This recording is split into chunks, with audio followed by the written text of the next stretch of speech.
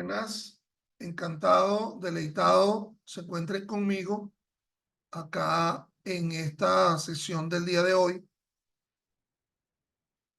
martes 23 de enero de 2024.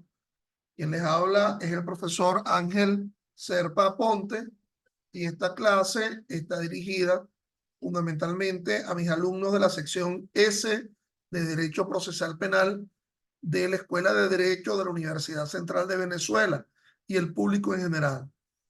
Hoy nos ocupa el tema del antejuicio de mérito contra alto funcionario público y, en la medida de lo posible, tratar de abordar la competencia funcional y la competencia por conexión penal en el proceso penal venezolano. Clases estas que la pueden encontrar en mi canal YouTube, Ángel Serpa Ponte, al cual les invito se suscriban, además que inviten a los demás a que se suscriban, le den like y allí podrán encontrar todas mis disertaciones, clases vinculadas a esta asignatura, Derecho Procesal Penal y otras disertaciones mías atinentes al ámbito de lo penal. Bueno, estimados míos, estábamos abordando la competencia en razón de la persona en el proceso penal venezolano. Saben ustedes que hay una competencia en razón de la materia, con sus respectivas excepciones, que es la prejudicialidad civil y la extensión jurisdiccional y la jurisdicción constitucional. También hay una competencia en razón del territorio, competencia territorial, que tiene también sus respectivas excepciones, que es la radicación y el abocamiento. También nos vamos a encontrar con una competencia en razón de la persona. La existencia o no de un fuero procesal como una prerrogativa de enjuiciamiento diferenciado hace que se divida la jurisdicción penal en la jurisdicción ordinaria, en la cual no existe un fuero procesal, y la jurisdicción especial. Y las hipótesis de jurisdicción especial que conocemos es el enjuiciamiento de el adolescente entre 14 y menor de 18 años de edad bajo el sistema penal de responsabilidad de adolescente descrito en la LOMNA, la jurisdicción de violencia de género, en los delitos de violencia de género descritos en la Ley Orgánica sobre el derecho de la mujer a una vida libre de violencia. También nos encontramos con la jurisdicción militar, descritos en el Código Orgánico de Justicia Militar, en el entendido que serán delitos allí descritos entre efectivos militares y en establecimiento militar. Y últimamente nos está correspondiendo, es lo que pretendo explicar hoy, el enjuiciamiento de los altos funcionarios públicos. Ello está descrito de dos maneras, es decir, está descrito en la Constitución, en los artículos 276, numeral segundo y numeral tercero, y en los artículos 376 y siguientes del Código Orgánico Procesal Penal, además de la Ley Orgánica del Tribunal Supremo de Justicia. Entonces, decíamos ayer en la clase de ayer, conforme al artículo 266, disculpen que en la relación anterior les había hablado de 276 de la Constitución y realmente es el 266, nada menos que me equivoqué en 100 números.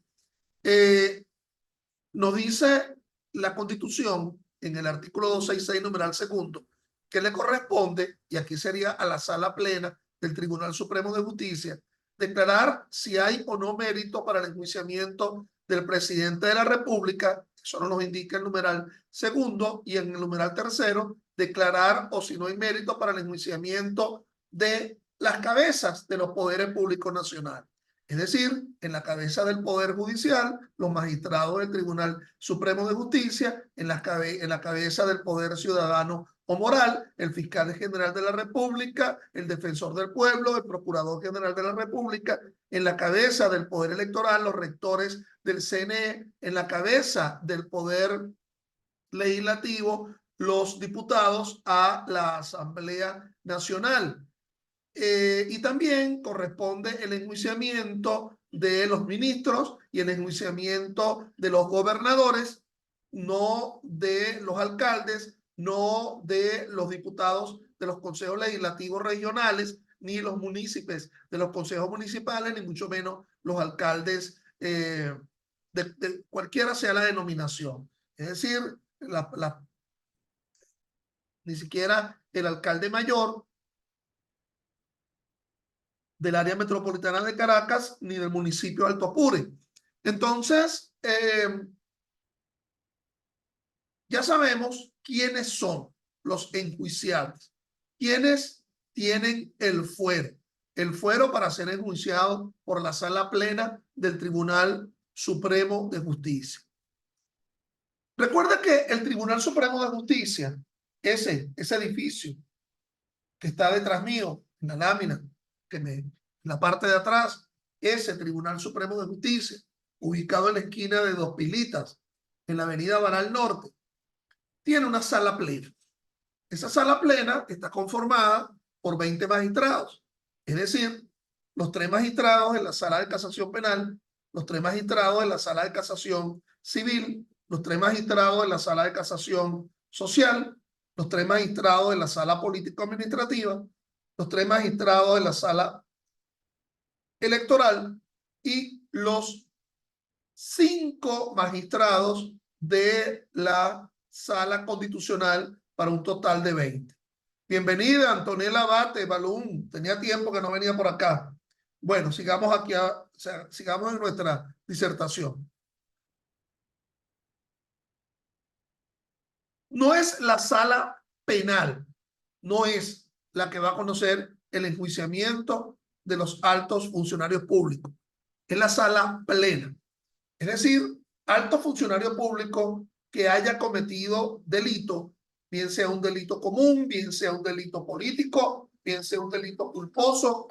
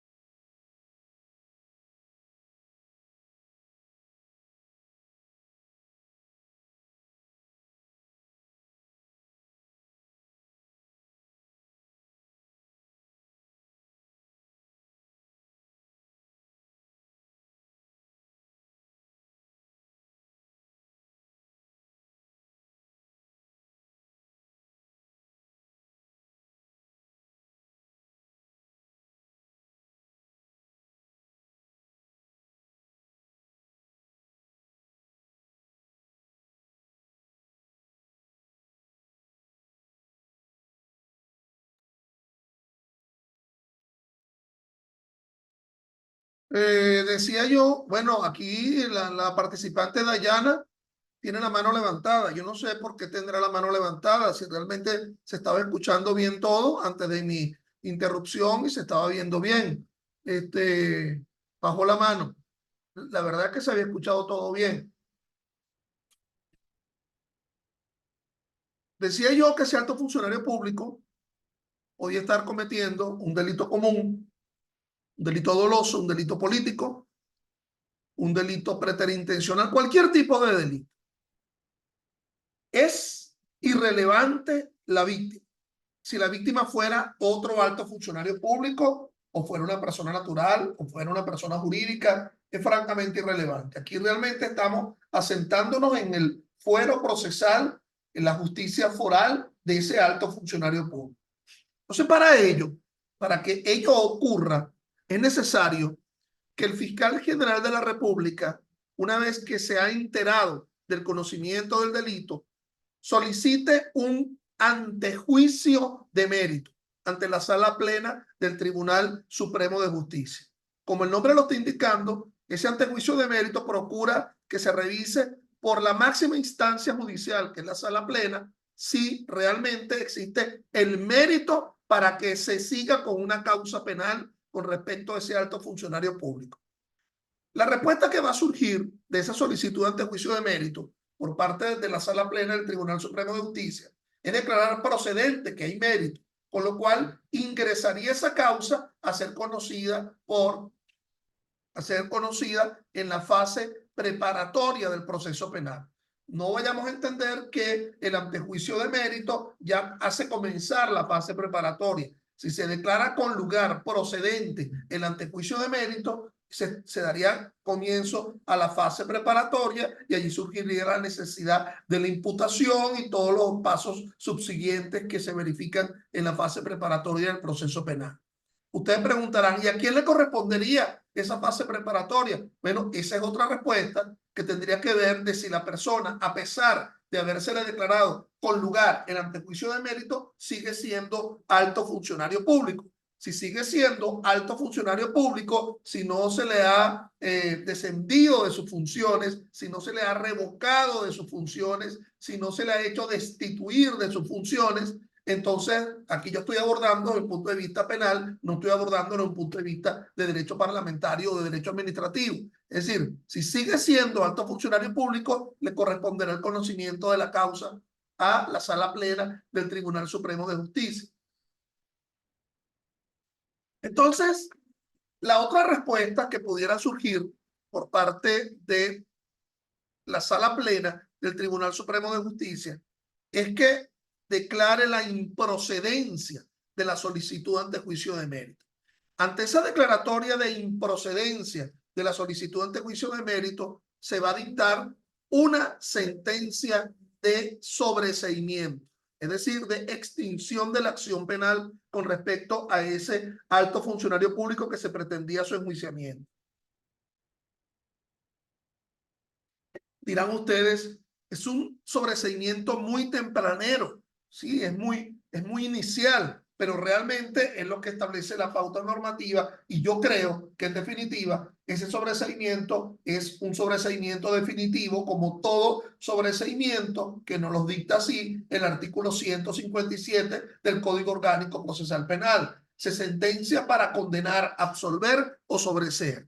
Eso en dos palabras es la solicitud de antejuicio de mérito contra alto funcionario público. Pero vamos a revisar ahora, vamos a verificar cuál es la normativa específica en el Código Orgánico Procesal Penal.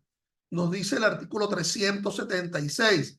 Corresponde al Tribunal Supremo de Justicia declarar si hay o no mérito para el enjuiciamiento del presidente de la República o de quien haga sus veces y de los altos funcionarios del Estado previa querella de él o la fiscal general de la República.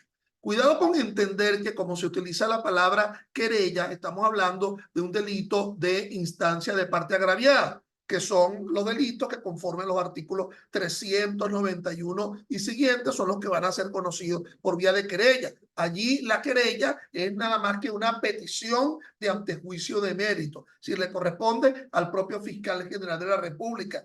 Algunos de ustedes a lo mejor se preguntarán, ¿y qué pasa si es el propio fiscal general de la República el que está siendo señalado por la comisión de un delito? Bueno, entonces tendrá que la Asamblea Nacional nombrar de forma excepcional, que es a quien le corresponde el nombramiento del fiscal general y de los miembros del Poder Ciudadano Moral, tendrá que nombrar excepcionalmente a un fiscal general especial a los efectos de que propicie la solicitud ante juicio de mérito contra el titular fiscal general de la República.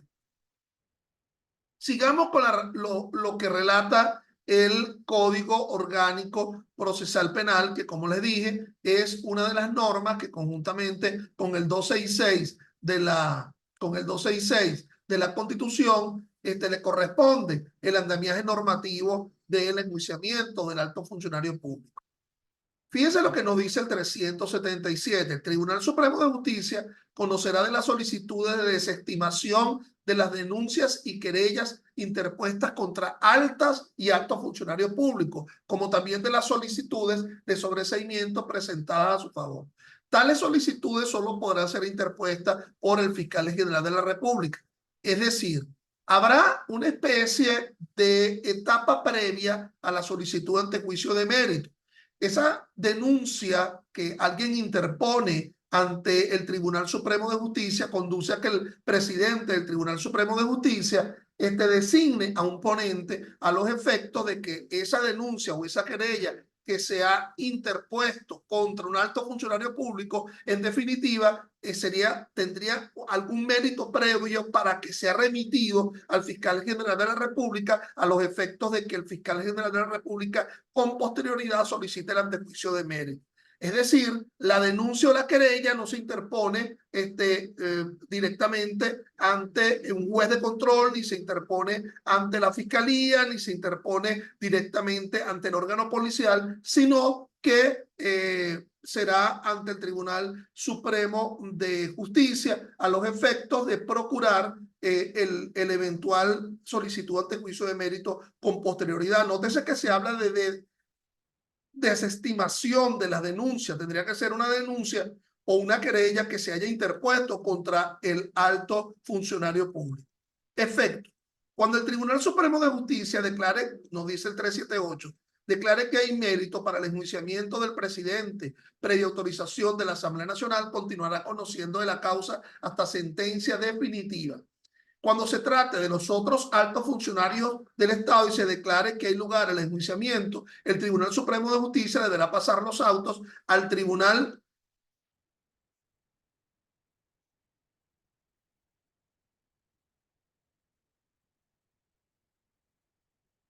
ordinario competente si el delito fuera común y continuará conociendo de la causa hasta sentencia definitiva cuando se trate de delitos políticos, salvo lo dispuesto en la Constitución de la República respecto del allanamiento de la inmunidad de los miembros de la Asamblea Nacional. La causa se tramitará conforme a las reglas del proceso ordinario cuando el Tribunal Supremo de Justicia declare que no hay motivo para el enjuiciamiento, pronunciará el sobreseimiento. Expliquemos entonces. Se interpone la solicitud ante juicio de mérito contra el presidente de la República. Dos opciones. Se declara con lugar que si hay mérito y por lo tanto el enjuiciamiento hasta la fase de ejecución contra ese alto funcionario público, el más alto funcionario público nacional, lo seguirá conociendo en la sala plena del Tribunal Supremo de Justicia. Se declara sin lugar la solicitud ante juicio de mérito contra el presidente. Se dicta una sentencia de sobreseimiento.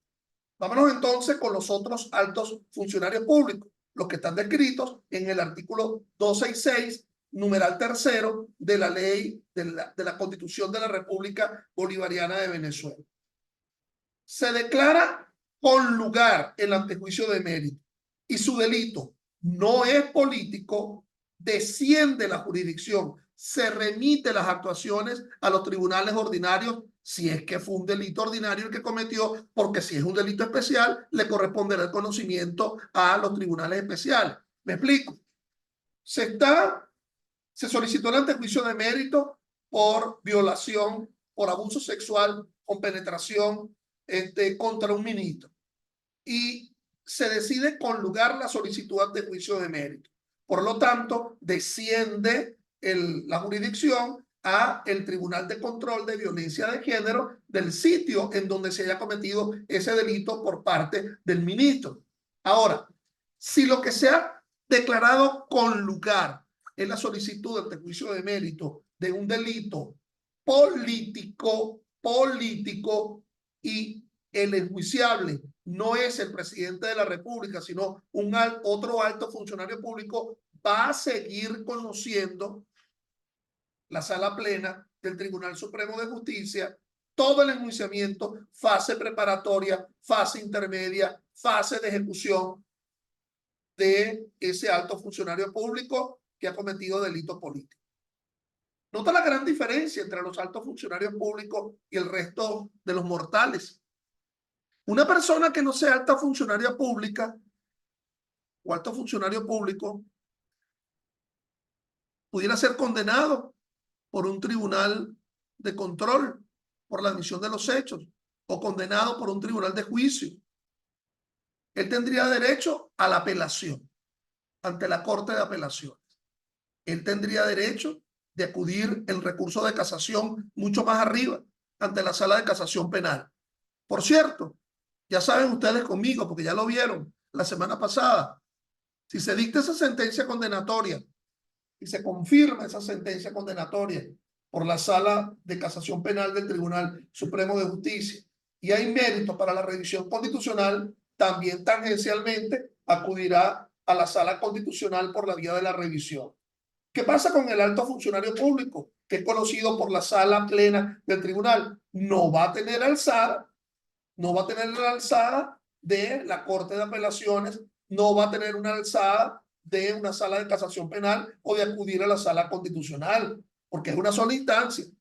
Él podría decir, yo renuncio al fuero de ser enjuiciado por la Sala Plena. Yo quiero ser enjuiciado por el Tribunal Ordinario. ¿Cuál es la razón un poco de esto? Bueno, porque se supone que un alto funcionario público tiene tal majestad que debería ser enjuiciada por los que más saben, se supone, de derecho, que serían los magistrados del Tribunal Supremo de Justicia. Por cierto, no noten dentro de mí lo que acabo de decir un dejo de eufemismo o un sarcasmo. Bueno, se supone que quien más sabe de derecho civil debería estar en la Sala de Casación Civil. Los que más saben de derecho penal deberían estar en la Sala de Casación Penal. Sí, pero el problema no es de conocimiento del derecho. El problema es de las oportunidades para los recursos. Ahí está el derecho a la alzada que tiene el numeral primero del artículo 49 de la Constitución. Todo aquel que es condenado tendrá derecho a recurrir. Y aquí, en el caso del alto funcionario público, no lo tendría. Dirás tú, pero hay una solución. Nos vamos en solicitud de revisión constitucional ante la Sala Constitucional. Perfecto. Pero esa Sala Constitucional formó parte de la Sala Plena, los 5 magistrados de la Sala Constitucional formó parte de la Sala Plena que condenó a ese alto funcionario público. No importa, para toda solución en esta vida. Los 5 magistrados que formaron parte se inhiben y entonces entrarían los 5 suplentes. Pero fíjate el problema de arquitectura constitucional que tendría esta forma de solventar el asunto. La mayoría de 5 es 3. A lo mejor uno de esos magistrados suplentes salva el voto. A lo mejor el otro también salva el voto. Y a lo mejor los otros 3 están de acuerdo en la revisión. Fíjate el problema de arquitectura constitucional. Lo repito.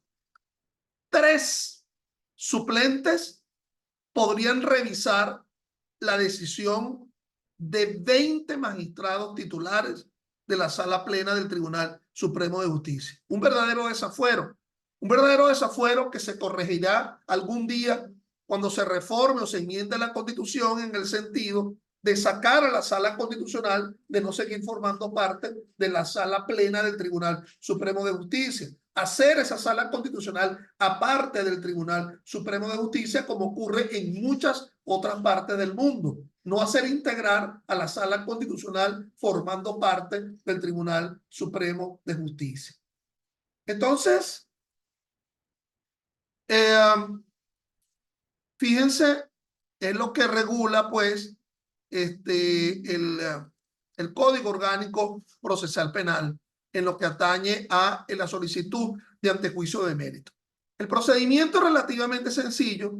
Recibida la querella, es decir, la solicitud de antejuicio de mérito, no dice 379, el Tribunal Supremo de Justicia convocará una audiencia oral dentro de los 30 días siguientes para que el imputado, que sería el alto funcionario, dé respuesta a la querella. Abierta la audiencia, el fiscal explanará la querella, seguidamente el defensor expondrá los alegatos correspondientes, se admitirán réplicas y contrarréplicas, el imputado tendrá la última palabra, concluido el debate, el Tribunal Supremo declarará en el término de 5 días, después de los 30, si hay o no mérito para el enjuiciamiento.